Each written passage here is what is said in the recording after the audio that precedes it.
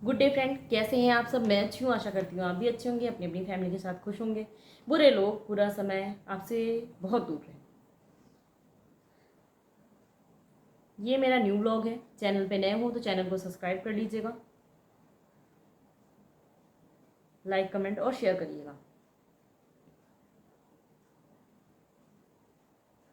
ऐसे तो मैं अपनी लाइफ के लिए बोलती थी, अपने फैमिली मेम्बर ससुराल वालों की वजह लिए बोलती थी।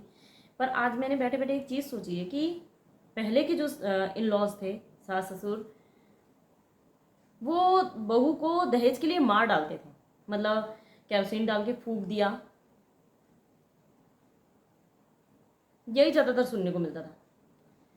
पर अभी जमाने के साथ साथ ना ससुराल वालों की थोड़ा सा सोच भी नई हो गई है।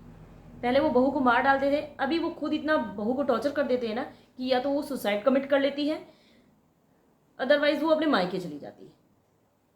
पहले सिर्फ दहेज के लिए किया जाता था, अभी सास ससुर अपनी बेटी का घर बसाने के लिए, मतलब अगर उनका दामाद काम नहीं करता है, ढेर सारे बच्चे हैं, तो सीधा तरीका होता है कि पहले वो अपने बेटे की शादी करा देते हैं, फिर बहू को मायके भेज देंगे धोखे से या फिर टॉर्चर करके। फिर बहू पे गलत गलत लांछन लगा देंगे, बदतमीज़ है और काम नहीं करती है, काम चोर है, जुबान लड़ाती है, तमीज़ नहीं है, और इतना सब कुछ कह के उस बहू को निकाल देंगे। और उसके बाद ये ब्लेम डाल देंगे कि भाई वो तो रहना नहीं चाहती थी, इसलिए उसका कैरेक्टर खराब है, बदचलन है, इसलिए वो अपने मायके चली गई। और फिर मायके लड़की के माँ बाप के ऊपर जो है ब्लेम डाल दिया जाता है कि जो बातें करती है ना माँ बेटी से, इस वजह से उनका घर टूट रहा है। मतलब ससुराल वाले कहीं पे भी अपनी बेटी की गलती नहीं देते, वो उस बेचारी सी बहू की गलती देते हैं जिसके एक बच्चे दो बच्चे हैं, और उन बच्चों के साथ उसको उनके पेरेंट्स के यहाँ भेज देते हैं। मेरे साथ भी यही हो रहा था। मुझे 3 बार पहले भेजा जा चुका है, 3 बार मैं शांति से चली गई थी। पहले 3 महीने के लिए, फिर 6 महीने के लिए, फिर 2017 से लेके 2020-21 तक अपने फादर के यहाँ रही हूँ। और इस टाइम पे ब्लेम भी मेरे फादर के ऊपर डाला जा रहा है। मतलब मेरे घर का खर्च इस टाइम पे मेरे फादर उठा रहे हैं, और मेरा घर तोड़ने का, मेरा अगर डाइवोर्स होता है तो उसका ब्लेम भी मेरे फादर के ऊपर ही डाला जा रहा है। मतलब हस्बैंड ये नहीं कह रहे हैं कि मैंने ये चीज़ की, ससुराल वाले ये नहीं बोल रहे कि नहीं मैंने ये चीज़ की। मतलब हद है यार।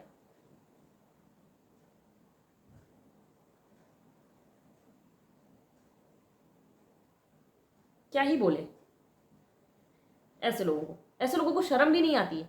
समाज में सीना चौड़ा करके घूमा करते हैं जैसे हमने तो कुछ किया ही नहीं। किसी दूसरे की बेटी की तुमने ज़िंदगी तहस नहस कर दी, खुद बच्चा करके उन बच्चों की ज़िंदगी बर्बाद कर दी, और आदमी को शर्मिंदा होने का वही नहीं है। वो कह रहा नहीं भाई ये मेरी बीवी की गलती है, मेरी बीवी की गलती है।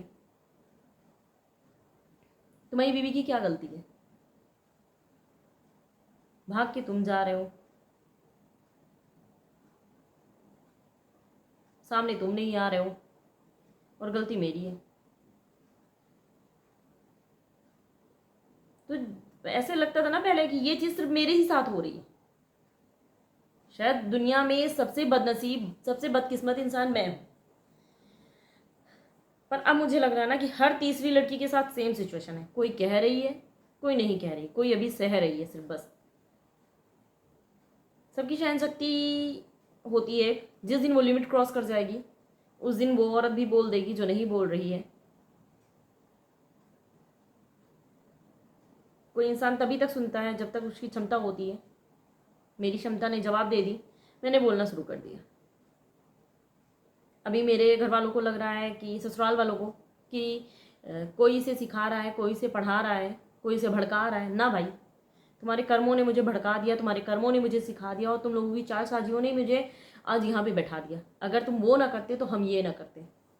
मतलब एक सीधी सादी सी लड़की को तुमने क्या से क्या बना दिया। तो किसी को उतना ही छेड़ो जितना वो सह सके और तुम्हारी लाइफ में घुस नहीं जाए।